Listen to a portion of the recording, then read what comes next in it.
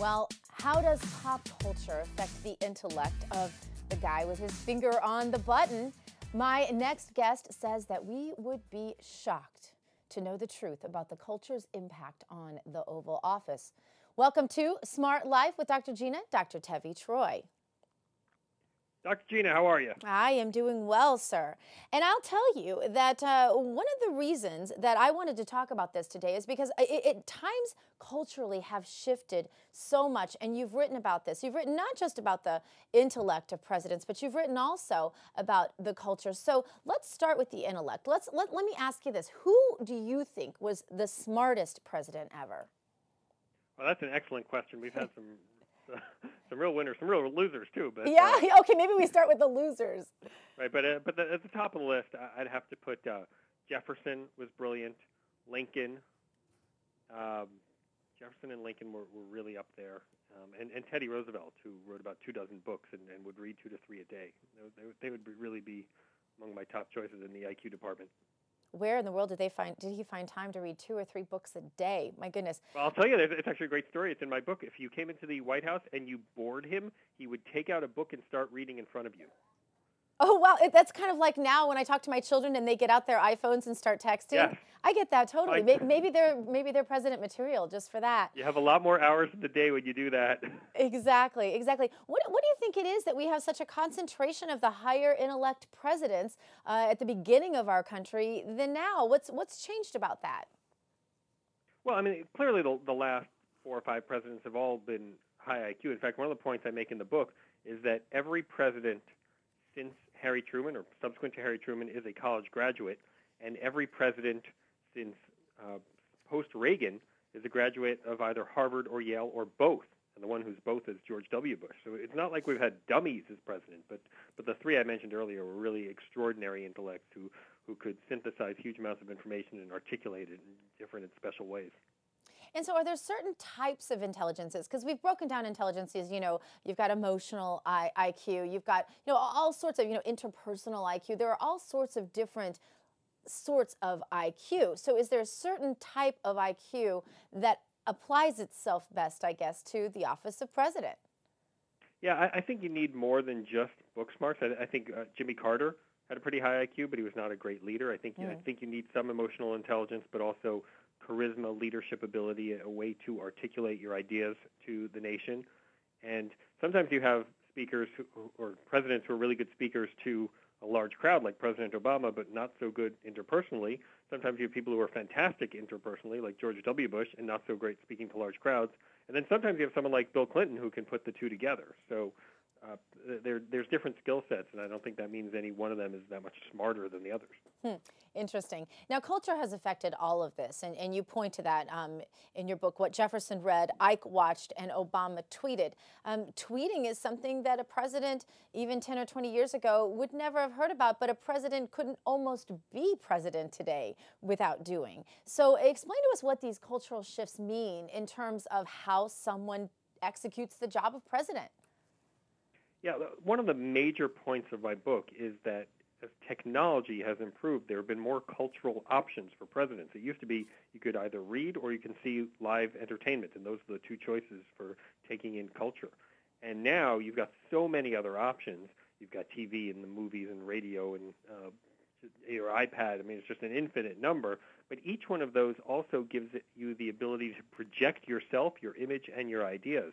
And presidents not only have to find sources of information, but they have to use these cultural tools effectively to convey their ideas and their messages and get the voters out. And Obama was very skillful at using the variety and the panoply of cultural tools and technologies that are available to spread his message in 2 campaigns in 2008 and 2012. Does the presidential, let's say, intelligence based on culture matter more today, Dr. Troy, than it did even 25 or 30 years ago? I think it's important to understand and recognize the skill of using all of these various tools. However, whenever you are president, you need to be able to speak to the nation. I mean, I tell a story in the book of the 1824 and 1828 elections when you had John Quincy Adams, who was probably a smarter person than Andrew Jackson and who Certainly had read a lot more books and read more books just generally than Andrew Jackson, but Jackson got more votes than him in the 1824 election, even though he didn't win the election in the end because of it went to the House of Representatives. And then in 1828, he defeated him soundly in both the electoral and the popular votes. And Jackson just understood how to reach out to the people in a way that John Quincy Adams didn't. So what is the most surprising thing you learned about one of our presidents before? Jimmy Carter, 480 movies in a single term as president. He watched them? I don't know how anybody has time to watch that many movies. Yeah, that's almost as astounding as reading 2 or 3 books in a single day.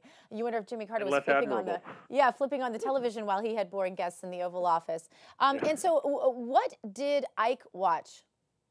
Ike was a big TV watcher, actually, and I tell this funny story in the book about how the White House ushers were a little frustrated that the TV schedule, to some extent, dictated the social schedule in the White House, in the Eisenhower White House. Now, there's a reason for that. This was before TV, VCR, DVD. So if you missed that episode of I Love Lucy, you were out of luck. Yes.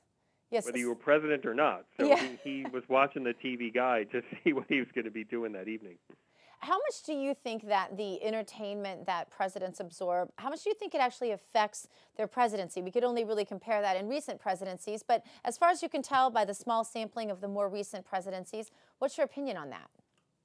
Yeah, well, first of all, in the book I talk about more than just TV and the simpler parts of pop culture, but I talk about books also. And so books, I think, have been more influential to presidents in terms of shaping their thinking, and even recently as George W. Bush reading a biography of Lincoln. He actually read 14 Lincoln biographies as president, but one of them talked about Lincoln and his relationship with his generals, and that reading in 2006 affected Bush's decision to get rid of Rumsfeld after the congressional elections of 26. So I think even today, reading can have an impact on presidents.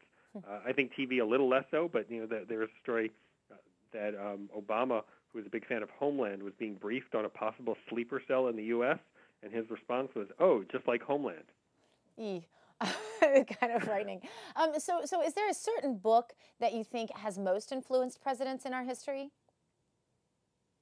That would be hard to say, but the one book that a lot of presidents have read is the Edmund Morris book on Theodore Roosevelt, The Rise of Theodore Roosevelt, which is a great book.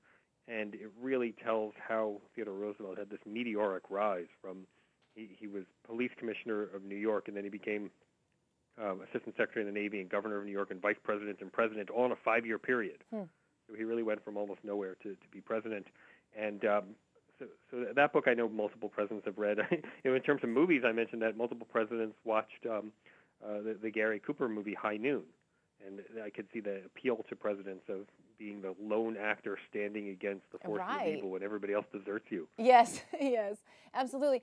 Some will say that we've had a cultural decline in recent years. I would probably put my stamp of approval on that diagnosis as well. How will this affect the president, or how does the president affect the cultural decline?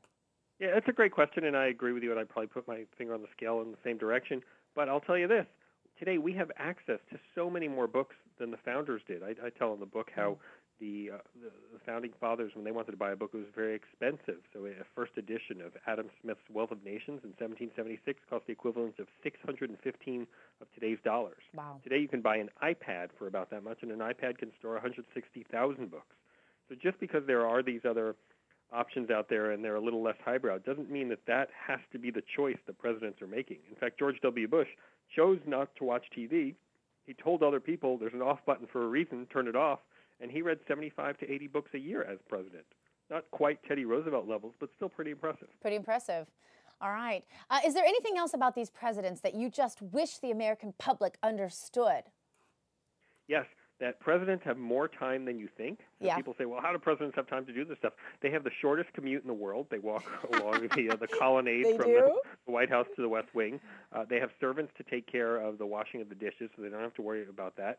And they have staff to do the work after the meetings are over. So they really do have more time than you think, and they should choose the appropriate pursuits and use that time wisely. Interesting. Well, we do appreciate this so much. Dr. Tevi Troy, tell everybody where they can get your books.